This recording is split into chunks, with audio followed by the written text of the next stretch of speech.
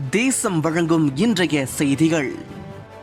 மலேசியாவில் அந்நிய தொழிலாளர்கள் நலன் காக்க நடவடிக்கைகள் மேற்கொள்ளப்பட்டுள்ளன. இந்திய தொழிலாளர்கள் இதற்கு விதிவிலக்கல்ல. மலேசிய மனிதவள அமைச்சர் டத்தோஸ்ரீ எம் சரவணன் உறுதி. தேசம் செய்திகள். குணாளன் மணியம். மலேசியாவில் வேலை செய்யும் அந்நிய தொழிலாளர்களின் நலன் காப்பதில் மலேசிய அரசாங்கம் ஒருபோதும் தவறியதில்லை என்பதால் இந்திய தொழிலாளர்கள் நலன் காக்க மனிதவள அமைச்சர் நடவடிக்கைகள் மேற்கொண்டுள்ளதாக மலேசிய மனிதவள அமைச்சர் டத்தோஸ்ரீ எம் சரவணன் கூறியுள்ளார். மலேசியாவில் ஒரு உணவகத்தில் வேலை செய்த இந்திய தொழிலாளர் வேலாயுதம் சம்பந்தப்பட்ட விவகாரம் தொடர்பில் மனிதவள அமைச்சு விரிவான விசாரணை நடத்தி நீதி நிலைநாட்டப்படும் என்று மஇகா தேசிய துணைத் தலைவருமான டத்தோஸ்ரீ எம் சரவணன் தெரிவித்தார். வேலாயுதம் கொண்டு வந்துள்ள சம்பள பிரச்சினைக்கு விசாரணையின் தீர்வு காண முடியும். ஆனால் அவரது சம்பள பணம் இந்திய ஏஜென்ட் மூலமாக வேலாயுதம் வங்கி கணக்கில் சேர்க்கப்பட்டுள்ளதால் இடையில் தவறு நடந்திருக்கலாம். ஏனெனில் கணக்குப்படி 2 லட்சம் ரூபாய்க்கு மேல் சம்பளம் வழங்கப்பட்டுள்ளது தெரிய வந்துள்ளதாக நேர்கொண்ட பார்வை நிகழ்ச்சி தொகுப்பாளர் லட்சுமி ராமகிருஷ்ணன், வேலாயுதம் ஆகியோருடன் இயங்கலை வாயிலாக நேரலையில் பேசிய டத்தோஸ்ரீ எம் சரவணன் சொன்னார். இந்த விவகாரம் தொடர்பில் அந்த உணவகத்தின் பொறுப்பதிகாரியான ரவி என்ற ரவீந்திரன் இடைநீக்கம் செய்யப்பட்டுள்ளதாக தெரிகிறது. உணவக உரிமையாளர்கள், காவல்துறை, குடிநுழைவுத்துறை, மனிதவள அமைச்சின் விசாரணைக்கு முழு ஒத்துழைப்பு வழங்கி வருகிறார்கள். இதில் இந்திய தொழிலாளர் மைக்கேல் என்பவர் எரியூட்டப்பட்டது உண்மையே. அவரை எரியூட்டியதாக நம்பப்படும் மலேசிய ஆடவரை போலீசார் கைது செய்துள்ளனர். இதில் மைக்கேல் நலமாக இருப்பதாகவும் டத்தோஸ்ரீ எம் சரவணன் குறிப்பிட்டார். பிஜே ஓல்டவுன் வட்டாரத்தில் இருக்கும் அந்த உணவகத்தில் விசாரணை தொடர்ந்து நடத்தப்பட்டு வருகிறது. இது தொடர்பாக வேலாயுதம் கொண்டு வந்துள்ள குற்றச்சாட்டுகள் முறையாக விசாரணை நடத்தப்படும். நான் ஒரு உத்தரவாதத்தை இங்கு வழங்குகிறேன். இந்திய தொழிலாளர் நலன் காக்க மலேசிய அரசாங்கம் ஒருபோதும் தவறியதில்லை. அந்நிய தொழிலாளர்கள் தங்குமிடம், வேலை நேரம் என்று அனைத்து வசதிகளையும் மனிதவள அமைச்சு தொடர்ந்து கண்காணித்து வருவதால் இந்திய தொழிலாளர்களின் நலன் காக்கப்படும் என்பதில் துளியளவும் சந்தேகமில்லை என்று அமைச்சர் உத்தரவாதம் வழங்கினார். மனிதவள அமைச்சு ஒர்க்கிங் ஃபார் ஒர்க்கர்ஸ் செயலியை உருவாக்கியுள்ளது. இதில் தொழிலாளர்கள் தங்கள் பிரச்சனையை பதிவு செய்யலாம். இதில் தொழிலாளர்கள் பதிவு செய்யும் பிரச்சனைகள் 7 நாட்களுக்குள் தீர்வு காணப்படும். அப்படி நடக்கவில்லை என்றால் அது தமது பார்வைக்கு நேரடியாக கொண்டு வரப்படும். அதே நேரத்தில் தமிழ்நாட்டில் இருந்து மலேசியாவுக்கு வேலைக்கு வரும் தொழிலாளர்கள் அங்கு அமைக்கப்பட்டுள்ள வெளிநாட்டு வாழ் சிறப்பு இலாகாவில் பதிவு செய்து முறையான ஆவணங்கள் வழி இங்கு வேலைக்கு வர வேண்டும். இது தொடர்பில் விரைவில் தமிழ்நாட்டு அரசுடன் பேச்சு நடத்தப்படவிருப்பதாக டத்தோஸ்ரீ எம் சரவணன் தெரிவித்தார். இந்த நேரலையில் மலேசிய மனிதவள அமைச்சர் டத்தோஸ்ரீ எம் சரவணன் அவர்களின் அதிரடி நடவடிக்கைகள் கண்டு நேர்கொண்ட பார்வை தொகுப்பாளர் லட்சுமி ராமகிருஷ்ணன் பாராட்டு தெரிவித்தார் என்பது குறிப்பிடத்தக்கது. கோவிட்-19 பெருந்தொற்றுக்கு எதிரான போரில் மலேசியர்களின் ஒற்றுமை குறைவாகவே உள்ளது. சுகாதாரத்துறை தலைமை இயக்குனர் Tan Sri doctor Noor Hisham Abdullah தகவல். கோவிட்-19 பெருந்தொற்றுக்கு எதிரான போரில் மலேசியர்களின் ஒற்றுமை குறைவாகவே உள்ளதாக சுகாதாரத்துறை தலைமை இயக்குனர் Tan Sri doctor Noor Hisham Abdullah கூறினார். கோவிட்-19 தொற்றுக்கு எதிராக மலேசியர்கள் ஒற்றுமை மிகவும் குறைந்து வருவது வருத்தம் அளிக்கிறது. நமது ஒற்றுமையில் காணப்படும் சில வகையிலான இடர்கள் களையப்பட வேண்டும் என கேட்டுக்கொண்டார்.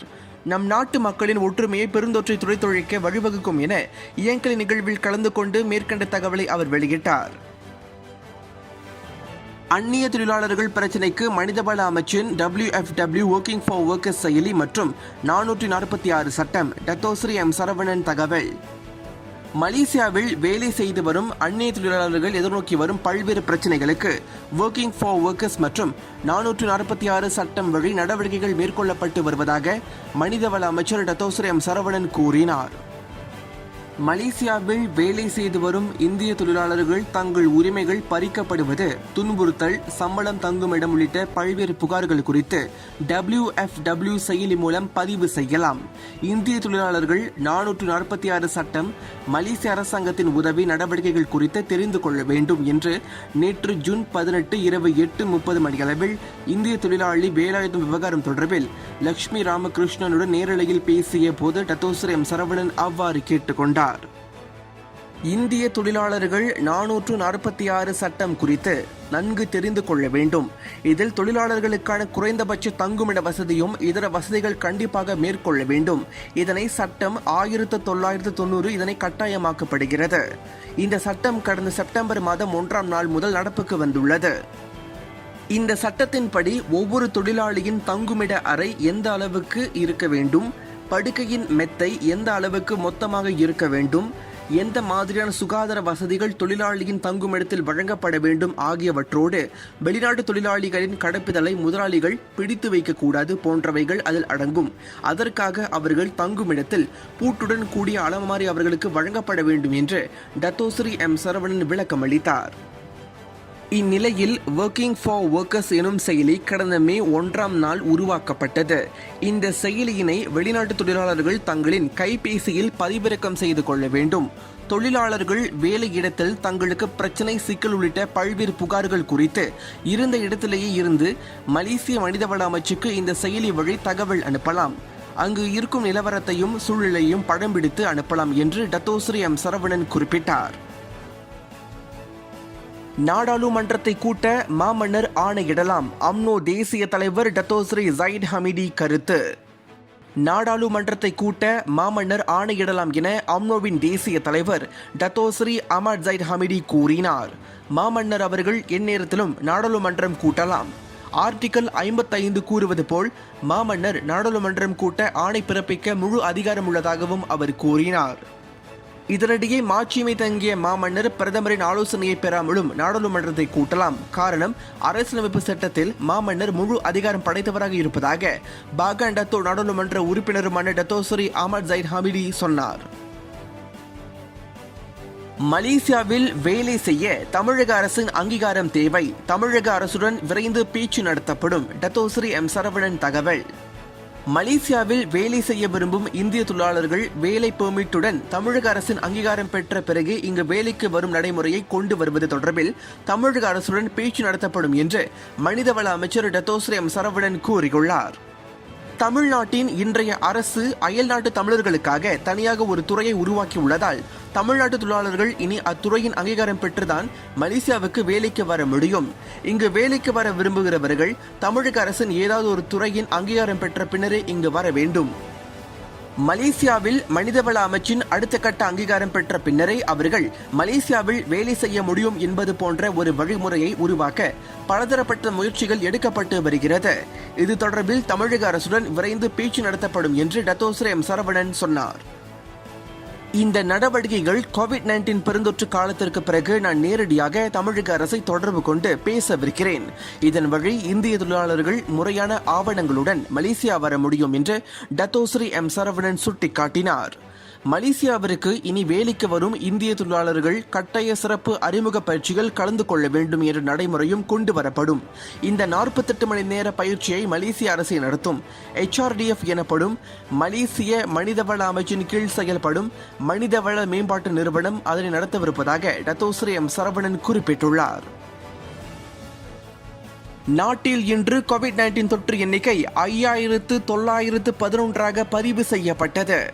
நாட்டில் இன்று கோவிட்-19 தொற்று எண்ணிக்கை புதிதாக 5911 சம்பவங்கள் பதிவு செய்யப்பட்டதாக மலேசிய சுகாதார அமைச்சு தெரிவித்தது. இதுவரை நாட்டில் மொத்தமாக 6,91,115 பேர் தொற்றுக்கு ஆளாகியுள்ளனர். ஸ்லாங்கூரில் தொற்று எண்ணிக்கை அதிகமாக உள்ள நிலையில் இன்று 2111 பதிவு செய்யப்பட்டது. அதனைத் தொடர்ந்து நெகிரி செம்பிலானில் 770 சம்பவங்களும், சரவாக்கில் 569 சம்பவங்களும், ஜொஹோரில் 498 சம்பவங்களும் மற்றும் கோலாலம்பூரில் 483 சம்பவங்களும் பதிவாகியுள்ளது என்பது குறிப்பிடத்தக்கது. PJ ஓல்டான் வட்டாரத்தில் உள்ள உணவகத்தில் இந்திய தொழிலாளர் மைக்கேல் எரியூட்டப்பட்டது உண்மையே. மலேசிய ஆடவர் கைது. மனிதவள அமைச்சர் டத்தோஸ்ரீ எம் சரவணன் தகவல். PJ ஓல்டான் வட்டாரத்தில் உள்ள ஓர் இந்திய உணவகத்தில் வேலை செய்து வந்த மைக்கேல் என்ற இந்திய தொழிலாளர் எரியூட்டப்பட்டது உண்மைதான் என்பது விசாரணையில் தெரிய வந்துள்ளதாக மனிதவள அமைச்சர் டத்தோஸ்ரீ எம் சரவணன் கூறினார். இந்த சம்பவத்தில் மைக்கேல் என்ற இந்திய தொழிலாளரை எரியூட்டியதாக நம்பப்படும் சக மலேசிய ஆடவர் போலீசாரால் கைது செய்யப்பட்டுள்ளார். இது தொடர்பாக விசாரணை நடைபெற்று வருவதால் காவல்துறை அதற்கான நடவடிக்கையை மேற்கொள்வார்கள் என்று நேற்று ஜூன் 18 நடைபெற்ற தமிழகத்தின் நேர்கொண்ட பார்வை நிகழ்ச்சி தொகுப்பாளர் லக்ஷ்மி ராமகிருஷ்ணனுடனான சந்திப்பு நேரலையில் டத்தோஸ்ரீ எம் சரவணன் தெரிவித்தார்.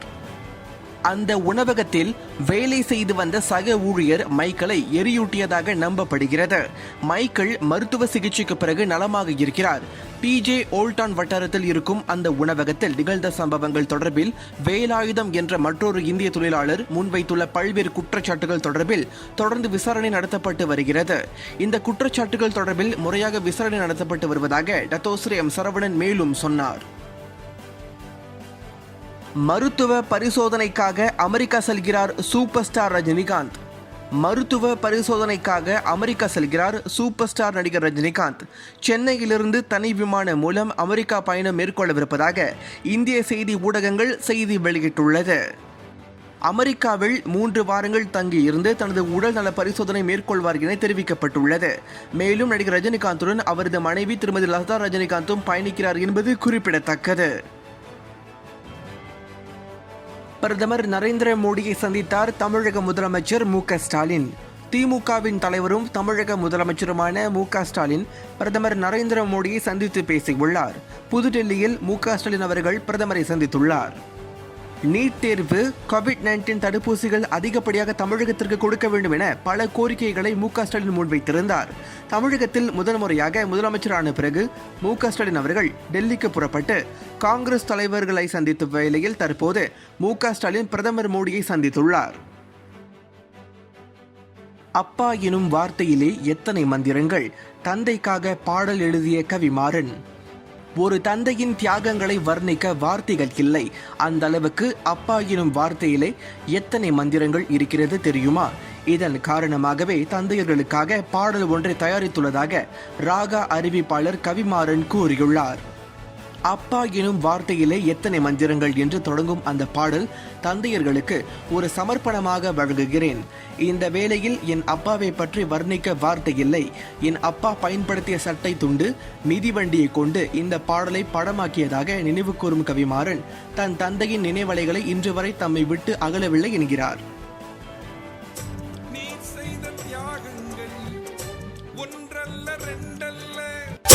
நீர் செய்த தியாகங்கள் ஒன்றல்ல ரெண்டல்ல, எல்லாமே நீயாக என் வாழ்வில் நின்றாயே. வாழ்க்கை படித்தேனே அதுவும் முன்னாலே, நீ இன்று ஏங்கியதே உள்ளம் தன்னாலே. நான் தந்தையானதும் தான் உன்னை உணர்ந்தேனே, நான் உன்னை உணரும் முன்னே உன்னை இழந்தேனே. அப்பா என்னும் வார்த்தையிலே எத்தனை மந்திரமோ, சொல்ல போனாலும் சொற்கள் தீராது. பகலும் அறியாது இரவும் தெரியாது, ஓ நிழலாக என்ன காத்தாயே.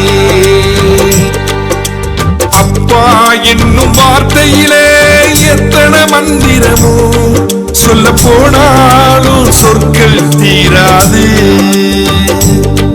சொல்ல போனாலும் சொற்கள் தீராது.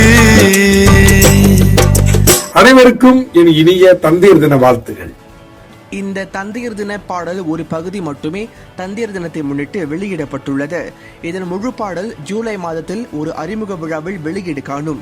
இதில் ஏற்கனவே பாடிய அந்நியர் பாடல்களுடன் தந்தையர் பாடலும் பென்டிரைவ் வழி வெளியிடப்படும். இந்த வேளையில் கவிமாறன் தந்தையர்கள் அனைவருக்கும் தந்தையர் தின நல் வாழ்த்துக்களை தெரிவித்துக் கொண்டுள்ளார்.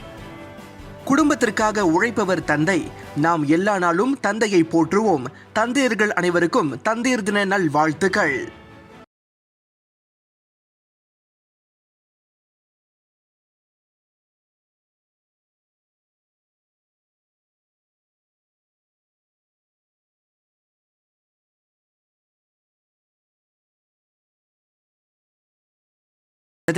தேசம் டிவி மலேசியா, மக்களுக்காக மக்களோடு தேசம். இது ஒரு தேசம் டிவி மலேசியா தயாரிப்பு.